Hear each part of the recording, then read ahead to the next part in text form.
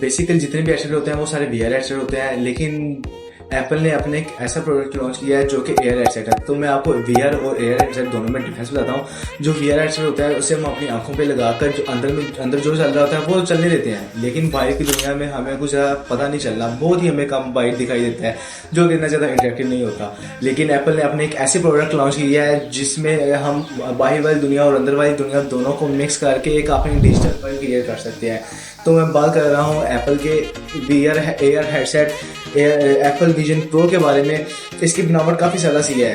तो फ्रंट पे इसके हमें एक ग्लास का पैनल देखने को मिल जाता है। जो इसकी बॉडी है वो इसकी मेटल की बॉडी है, और हेडबैंड है वो मिस्ट टाइप का हेडबैंड है, और जिसे हम टाइट और लूज भी कर सकते हैं। और जो इसके अंदर की साइड पे हमें लेंसेज देखने को मिलते हैं वो एप्पल ने बहुत ही कस्टमाइज बना रखे हैं। इसके अंदर हमें बहुत से मेडिटेशन ऐप मिल जाते हैं, और इसके अलावा बहुत से और भी इंटरेस्टिंग ऐप है। तो हम यहाँ पे बैठे कहीं भी किसी भी दुनिया किसी भी कोने में हम घूम सकते हैं। जैसा कि इसको हल्का बनाने के लिए एप्पल ने इसमें एरोस्पेस का इस्तेमाल किया, और इसके अंदर जो पूरा स्पीकर सिस्टम हमें देखने को मिलता है जो कि जिससे हम बहुत ही बेहतर आवाज़ सुन सकते हैं।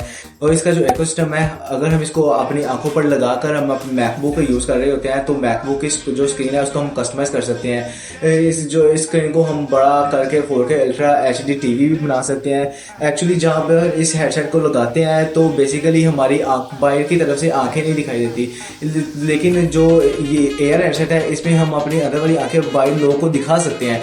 मतलब कि अगर हम मूवी देख रहे होते हैं तो बेसिकली हमारी आंखें दिखाई नहीं देती बाहर की तरफ से, लेकिन जब हमारे पास कोई बंदा आता है, कोई पर्सन आता है, लेकिन अगर हमने किसी के साथ बात करनी होती है तो हमारी आंखें दिखाई देने लगती हैं। तो बेसिकली इस हेडसेट को हम 3 चीज़ों से कंट्रोल कर सकते हैं। तो फर्स्ट थिंग इज हम अपनी आंखों से इसको कंट्रोल कर सकते हैं। ये हमारी आंखों को ट्रैक करके, इसमें ट्रैकिंग सेंसर है जो हमारी आंखों को ट्रैक करके अगर हम अपनी आंखों को मूव करते हैं, जैसे हमारी आंखें मूव होती हैं तो वैसे वैसे इसके ऐप भी मूव होते हैं। अगर हम अपनी आंखों किसी चीज़ पर देखकर उसको देखते हैं तो वो चीज़ सिलेक्ट हो जाती है।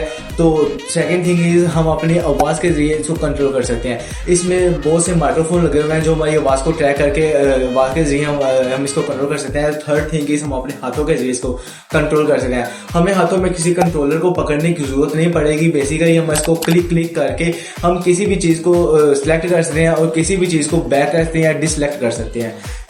ये बेसिकली एक रियल वर्ल्ड को डिजिटल वर्ल्ड के साथ आपस में मिक्स कर देता है। तो ये लाइट के साथ भी इंटरेक्ट करता है। अगर हम इसमें कोई चीज़ देख रहे होते हैं तो बैक पर जो इसकी लाइट्स होती हैं तो वो लाइट्स को डिम कर देता है, तो कि थिएटर वाला सीन क्रिएट हो जाता है।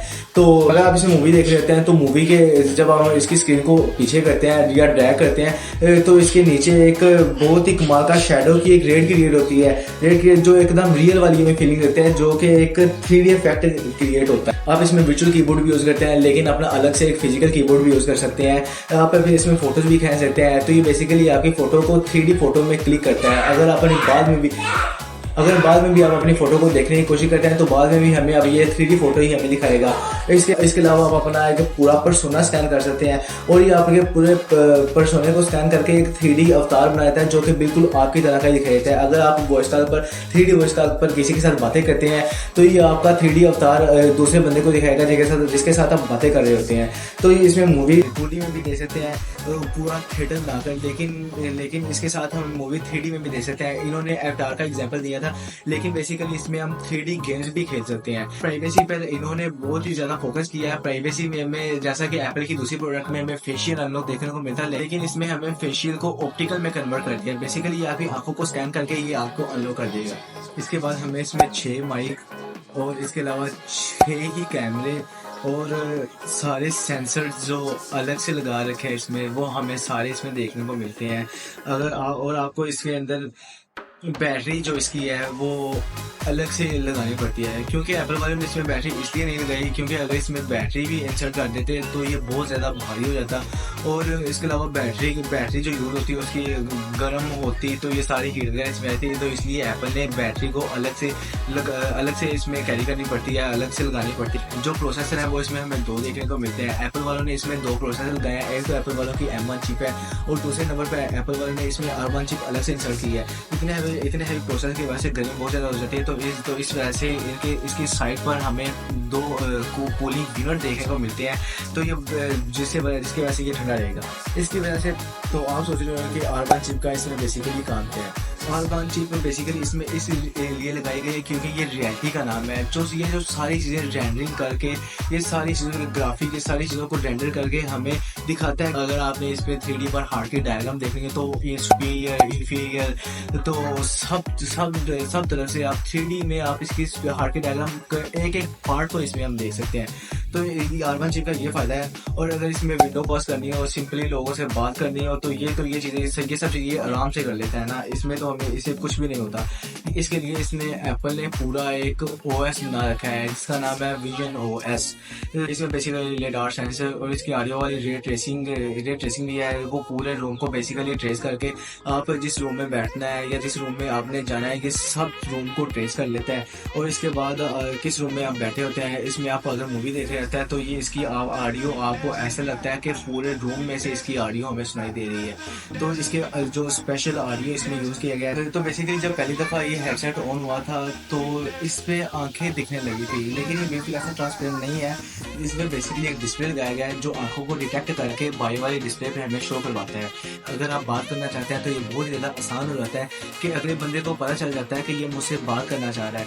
अगर आपने कोई चीज़ चलाई होती है तो फिर आप इससे बात करना चाहते हैं तो ये बेसिकली स्क्रीन कन्वर्ट करता रहता है ऐसे। और ऊपर की साइड पे क्राउन सा एक डायल है जिसे घुमाओगे तो ये रियलिटी चेंज करता रहता है। इसके लिए एप्पल ने अपना एक ऐप स्टोर भी बनाया हुआ है। तो बेसिकली ऐप प्लस आईफोन के जो ऐप्स हैं, आईपैड के जो ऐप्स हैं, इन कुछ ऐप्स जो है बहुत ज़्यादा ऐप्स हैं वो हमें इस हेडसेट पर देखने को मिलती हैं कि भाई ये काफ़ी एक्साइटिंग पीस ऑफ रियलिटी है। इसके अलावा प्राइवेसी पर भी बहुत ज़्यादा ध्यान दिया गया है। जितने भी टैब्स ओपन करते हैं, जो कुछ भी आप इस पे करते हैं, वो सारी चीज़ें किसी और के पास बिल्कुल भी नहीं जाती। वो सारी चीज़ें इससे सेव रहती हैं। और इस प्रोडक्ट में डिस्नी के साथ भी कोलैबोरेट किया है। इसके साथ मिलकर काफ़ी एक्साइटिंग चीज़ें, काफ़ी नेक्स्ट लेवल चीज़ें बनाने की कोशिश कर रहे हैं। डिस्नी में 3D मूवीज़ बनाई जा रही हैं। इसमें 3D एप्लीकेशंस है, 3D ऐप्स हैं। समंदर के अंदर जाकर आप ऐसी चीज़ें देख रहे हैं। तो ये काफ़ी नेक्स्ट लेवल टेक्नोलॉजी हमें इसमें देखने को मिलती है। तो जैसा कि आप लोग देखते हैं कि स्मार्टफोन्स में पहले इम्प्रूवमेंट देखने को मिलती थी, लेकिन अब इसमें इतनी ज़्यादा इम्प्रूवमेंट नहीं की जा रही। और हमें फिर घड़ियों, स्मार्ट वॉचेस में और आईपैड में, मैकबुक्स में इम्प्रूवमेंट देखने को मिली। लेकिन आहिस्ता आहिस्ता ये इम्प्रूवमेंट बहुत ज़्यादा कम होती गई, लेकिन अब इसमें बहुत ज़्यादा इम्प्रूवमेंट देखने को मिलेगी।